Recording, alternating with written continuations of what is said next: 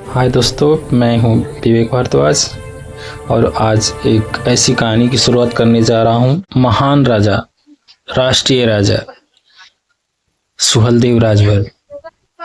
भारत की मिट्टी ने कई वीरों को जन्म दिया जिन्होंने अपने देश, अपनी धरती और अपनी जनता के लिए प्राण तक न्यौछावर कर दिए। आज हम बात करेंगे उस महान योद्धा की जिसने इतिहास ने भले ही कम लिखा हो, लेकिन जनता ने सदियों से अपने दिलों में बसा रखा है।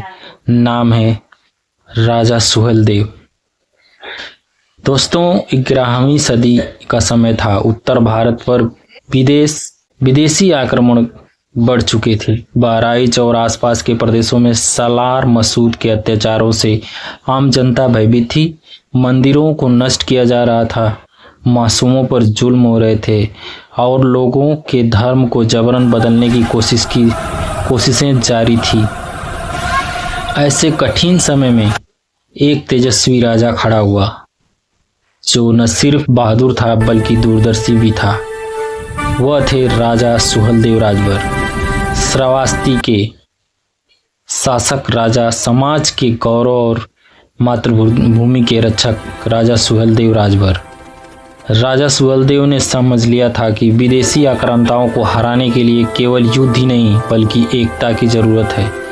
उन्होंने आसपास के छोटे बड़े राजाओं को बुलाया, सबको एक ही संदेश दिया, हमारा शत्रु एक है और हमारा उद्देश्य भी एक है, होना चाहिए भारत की रक्षा। उनकी बाणी में दम था, उनके इरादे साफ थे। राजाओं ने एकजुट होकर राजा सुहेलदेव को महानायक के रूप में स्वीकार किया। यही थी उनकी सबसे बड़ी शक्ति और एकता। 1034 ईस्वी, स्थान बहराइच की चित्तौड़ झील। सुबह का समय था, धूं धूं छाई हुई और झील के किनारे हजारों सैनिक की पंक्तियां। मध्य में अपने घोड़े पर बैठे हुए राजा सुहेलदेव।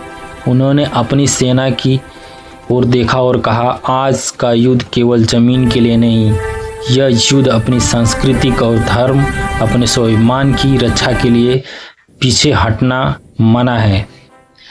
युद्ध शुरू हुआ। तीरों की बौछार, तलवारों की टकराहट और घोड़ों की तोपों से धरती कांप उठी। राजा सुहेलदेव राजभर स्वयं अग्रिम पंक्ति में लड़ रहे थे। उनका तेज, उनका पराक्रम, उनकी रणनीति सब शत्रुओं पर भारी पड़ रही थी।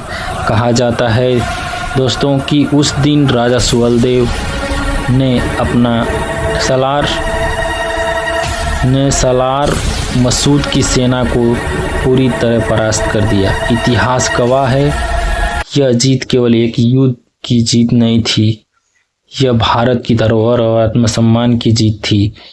राजा सुहेलदेव ने दिखाया कि साहस और सिर्फ तलवार चलाने में नहीं होता बल्कि कठिन समय में अपनी जनता के लिए खड़ा होने में होता है। आज राजभर समाज ही नहीं, पूरा भारत उनके साहस को सलाम करता है। उनका नाम हमें सिखाता है, अगर इरादे मजबूत हों और उद्देश्य राष्ट्रहित का हो तो छोटी सेना भी दुनिया की सबसे बड़ी ताकत बन सकती है। दोस्तों, राजा सुहेलदेव की कहानी यह सिर्फ इतिहास नहीं बल्कि एक प्रेरणा है। यह याद दिलाती है कि देशभक्ति और त्याग, एकता से असंभव भी संभव हो जाता है।